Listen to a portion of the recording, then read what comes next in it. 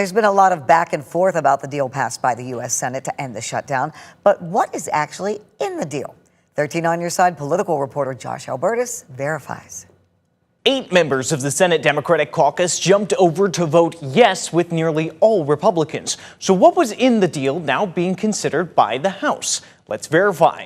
Let's start with what's been on the minds of many travelers in the last few days: air traffic. As the shutdown continued, the FAA had begun to implement restrictions on airlines' flights at major American airports. On Wednesday, that restriction sat at 6% of airlines' flights to 40 airports.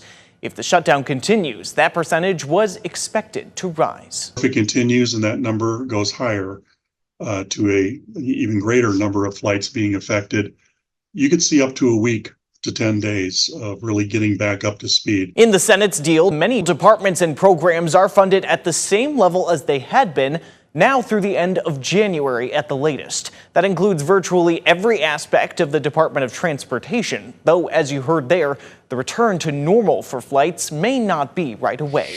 Another big concern recently has been what will happen to the benefits under the Supplemental Nutrition Assistance Program, or SNAP. Throughout the shutdown, the courts have been going back and forth as to what level SNAP should be funded with emergency dollars. This deal provides over $100 billion in funding for SNAP.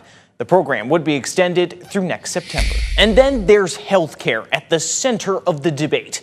Democrats had been holding against Republicans' plan to reopen the government unless it included an extension to subsidies under the Affordable Care Act. Healthcare costs are only going up, and they will continue to accelerate if we do not act. In the Senate, they didn't get that, but members of the Democratic caucus there who jumped over to vote yes reportedly did so with the agreement that the Senate would take a vote on extensions next month.